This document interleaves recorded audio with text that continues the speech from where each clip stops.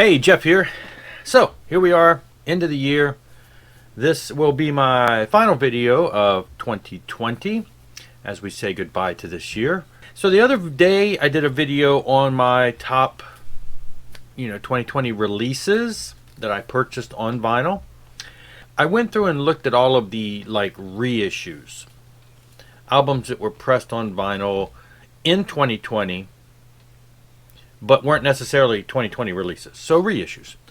And I wanted to do a rundown because there's a lot of those. Now, I mean, there was a lot of those. I made a list, and the list was way too many.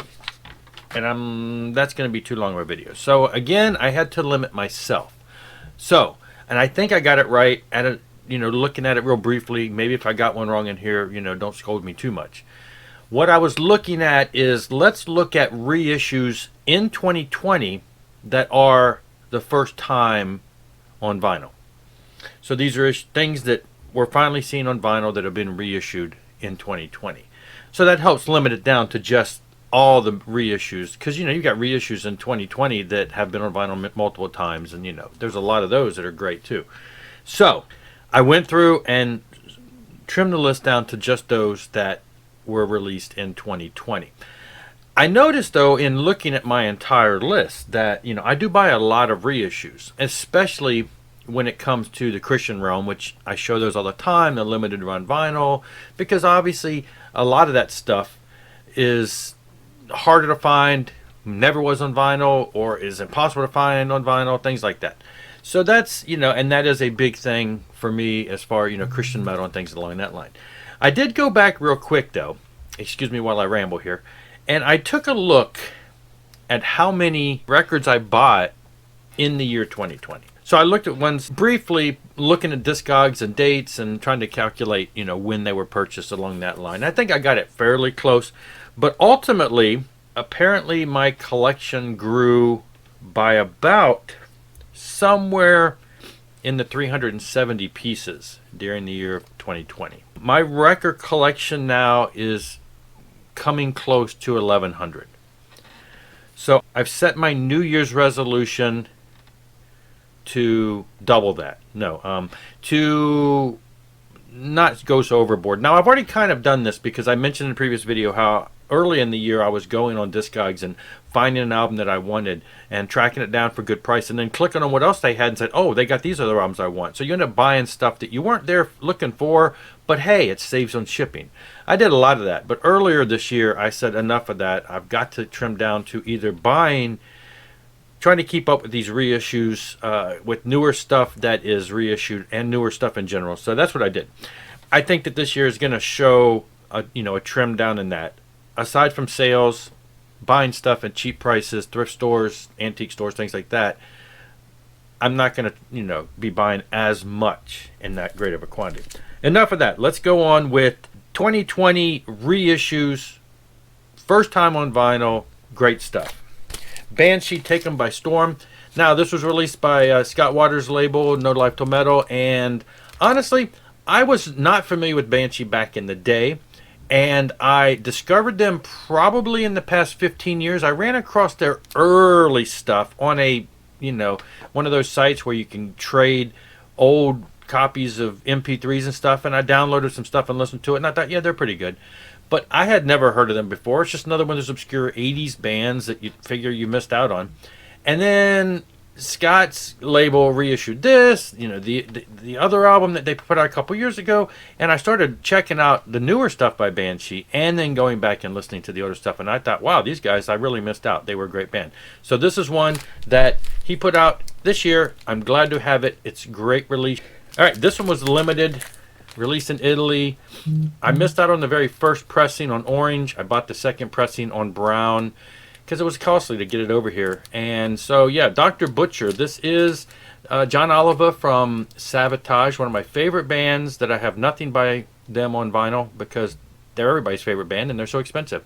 But this on vinyl is great. He released pretty much this album. There's a demos album out there too, but this is like one and done. Now, John Oliver, aside from Savatage, also involved in Trans-Siberian Orchestra. Lots of stuff with the Savatage Connection band.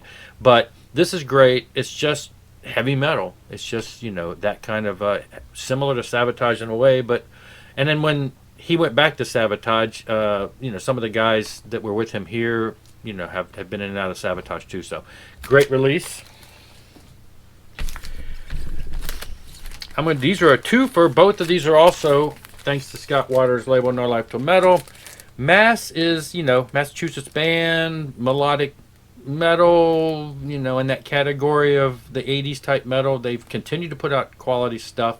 These are some of their later releases, never saw vinyl, and it is, so he rectified that and put these out on vinyl, and I think CD also. So yeah, I really like Mass. I still need their early stuff on vinyl, but I'm accumulating the other stuff that he's put out and the other labels have put out. So yeah, if you haven't seen, they're just a melodic metal band like you would expect from the 80s, that kind of sound.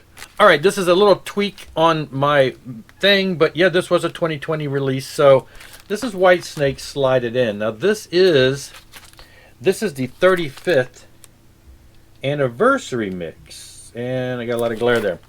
So in 2019, they released Slide It In, remastered on vinyl. But they also released a box set that had like the deluxe edition, had like 6 CDs. So what they've done is they remastered the US release. They remastered the UK release. They put them both on vinyl and released it as a double set. But also in that box set, they remixed the entire album from scratch. And it was remixed, not so much, I guess, remastered. And that was released this year on vinyl, red vinyl, double vinyl, 45 RPM. So it's the one record remixed. And I really, really, really dig this mix. If you're not familiar with the whole Whitesnake Slide It In, you've got the original release in the UK, came to America. The American record company said it sounds too European. Duh, European band. They wanted to remix it, change it for the American sound, and David Coverdale said, okay, you can do that, but we have a new guitar player and a new bass player in our band, John Sykes and Neil Murray, and we want you to let them record their parts over. So the US release has been remixed, but it also has new guitar parts and new bass parts. And when you compare the remix, the American version is more compressed. The drums, I think, are dead and down. Everything's pulled back. The vocals are a little louder. It's a little, cleaner vocal sounds, but less musician. I didn't have the UK mix until they reissued it in the 25th box set or whatever. And the UK mix is much more, I would say, open. It breathes more. The bass drum is boomy. It's got reverb. It pounds. It's you hear it. The bass guitar. The guitar just sounds warmer and it's. I don't want to say it's heavier, but it's definitely, the music's a little louder. It just feels more powerful. I think what they've done, from when I compare it, is the 35th remix is similar to the UK. I still feel that bass drum. I still hear that boominess, but overall, it just has a better quality sound. So really love this release. I'm so glad that it did come out on vinyl in 2020. All right, now we're moving into, these are some of the Christian metal releases. A lot of these may be the limited run vinyl or other releases along the line from the Girder and the Retroactive and the Rocks Records, where they have been putting out so much of this great classic metal. And these are the ones, there's a lot of them that are first time on vinyl. These are the ones that just were really, really highlights for me in this year. I love them all. I've bought so many of them, but these are the ones that stood out as, when I saw these advertised, I'm like, yes, finally. Siloam, Sweet Destiny. I remember finding this in a Christian bookstore when I lived in Mississippi. Had no clue who they were, but just based on how they looked. Yeah, they got the long hair. I wasn't sure if the hat situation here, was going to be, rock or country, but they reminded me a lot of like a Holy Soldier. And I remember getting in the car, throwing that CD in and saying, yes, this was amazing. I will admit the next albums that came after this didn't impress me as much. It was a different sound. But this particular first album was great. Very similarly, The Brave, Battle Cry, very similar sound, but it's a great, just anthem, 80s metal sound, great stuff. These twofer were super thrilling when they announced that they were coming up, and that is the two releases by Die Happy. Die Happy, if you are in the know, which you probably are, is the band from Vengeance Rising, one of the first Christian thrash, some say death metal, just one of the heaviest aggressive bands. And the band and the singer separated, and the band went on and did Die Happy with the new singer, and this is what we get. And these are just two great albums. This one is their first album. It's a little more aggressive. This is a little more bluesy, but when they came out and announced that these were coming out on vinyl, thrilled to death. Great stuff. This is one, and these guys, Triton, these guys have got a lot coming up in 2021. This is their second album. It was released on vinyl this year, first time. The first album, which has been on vinyl before, is being reissued this year, 2021. And the band got back together after decades off and are putting out a new album any week now. And it's supposed to be coming also on vinyl, I believe, through Retroactive Records. So thrilled about what's going to happen in 2021. Was great to see that the motion started going when they put out their second album on vinyl. This one I dedicated a whole podcast episode to, and that's Deliverance Learn. Love Deliverance. Their vinyl just keeps rolling out. First time on vinyl for this one. Was great to finally see this come out, because this was in that 90s era when vinyl was out, not really in style anymore. So we're seeing a lot of their stuff getting reissued, and that's just thrilling. I love this. Deliverance, one of the early thrash metal Christian bands. This was not as much thrash.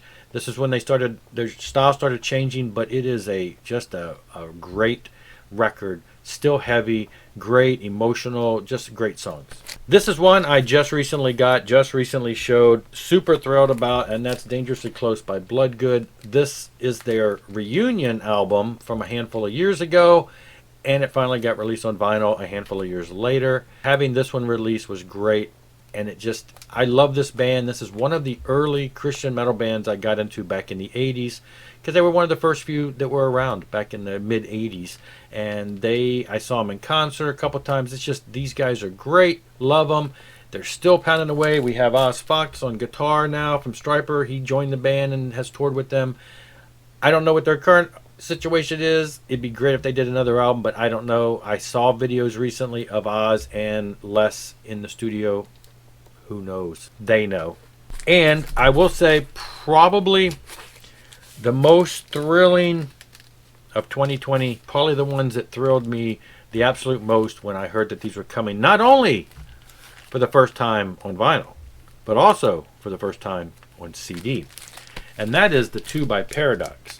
Paradox was the band that they had cassettes out back in the day. They were an underground band. They were on the verge of getting signed. They didn't get signed. One of my favorite bands back in the day wore these tapes out. So for them to finally be officially released on any format is great. There has been some, stuff from overseas where they compiled some of their songs. That's kind of, it was a silver CD. The band has released some stuff, but it's CDRs. So this is the first official remastered, and definitely the first time on vinyl. Big things supposedly in the future as far as another release, because there was a third album that, it was floating around out there that was really hard to get. I've got most of the tracks. So I'm looking forward to completing the set. It'd be great if they got back together and did something new. I don't know what the plan is with that, but these were announced and really sent thrills up my spine, because I was just like, yes, finally get some great quality Paradox on some kind of an official format. Anyway, that was it. Like I said, there was so many more I could have looked at that were just reissues in general. Turns out I buy a lot of reissues. Those are the ones that I picked out as my favorite for 2020. Look forward to 2021. Lots of stuff I hear coming out. Thanks for watching. I will see you later. Have a happy new year and rock on.